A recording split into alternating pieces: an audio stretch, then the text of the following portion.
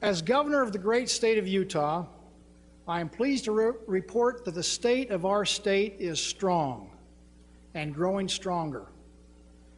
I want you to know that I am very optimistic about Utah's future. While our national economy continues to struggle, the economy in Utah surges ahead. Our unemployment rate continues to steadily fall. We currently have the second fastest rate of job creation in the nation. And for the second consecutive year, Utah's been named the best state for business by Forbes magazine.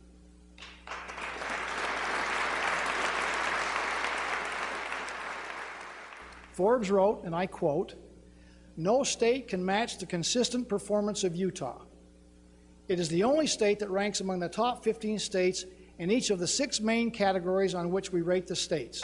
In 2011, we added more than 36,000 jobs to our economy. Our unemployment rate has dropped from 7.5 to 6.0, a full 2.5% lower than the national average. In 2011, we saw a 41% increase in exports, breaking records that we set in 2009 and 2010. My goal is to accelerate private sector job creation of 100,000 jobs in 1,000 days. I emphasize private sector because it is the private sector, not government, that creates wealth, creates jobs, and creates opportunities for Utah's citizens. Government must create an environment where free enterprise can succeed, and then get out of the way.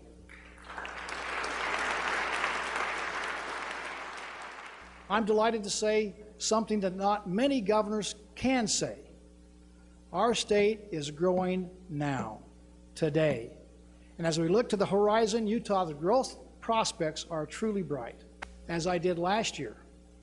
And the year before that, in order for us to sustain our successful economic recovery, I say to you today, and to the people of Utah, no new taxes.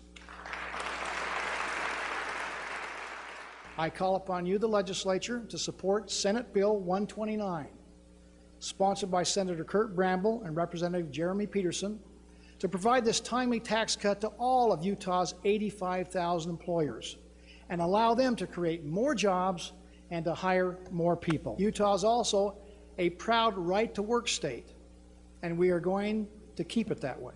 Because Utah's electricity costs are an impressive 31% below the national average, we have a major competitive advantage over other states.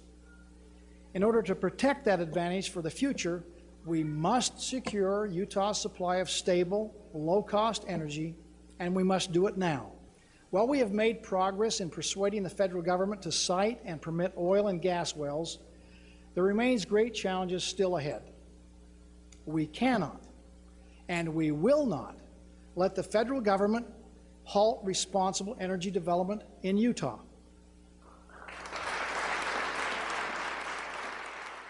Utah boasts a long history of fiscally prudent governance. In contrast to the federal government, Utah's made the tough decisions to keep our fiscal house in order. We balance our budget, and we save taxpayers millions each year by protecting our AAA credit rating. In addition, my budget proposal eliminates our remaining structural imbalance and calls for no additional borrowing. Those decisions provide the stable and steady environment the marketplace seeks and needs in order to thrive. In last year's State of the State, you will remember, I ordered a review of all of Utah's business rules and regulations. It resulted in 368 proposed rule changes to improve Utah's already laudable regulatory environment. And we will work with you, the legislature, to modify or repeal those rules that no longer serve a compelling public interest. I am determined to work with our congressional delegation and my fellow governors to tell the Washington bureaucrats to get out of the way of Utah's economic recovery and stop the senseless flow of onerous and misguided regulations from our nation's capital.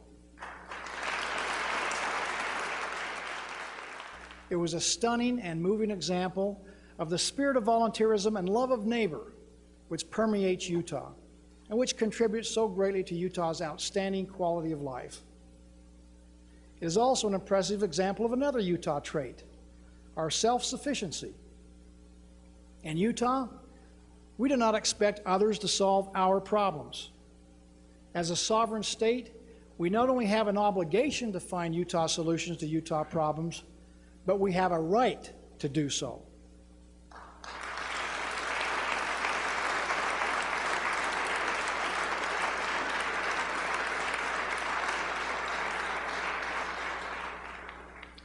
We will not capitulate to a federal government that refuses to be constrained by its proper and constitutionally limited role. Whether it's fighting the federal government on ownership and control of our RS 2477 roads and rights-of-way, restoring our mule deer population, defending multiple use of our public lands, ending the budget-busting drain of Medicaid, or challenge the constitutionality of mandatory nationalized health care in the Supreme Court, be assured that this governor is firmly resolved to fortify our state as a bulwark against federal overreach.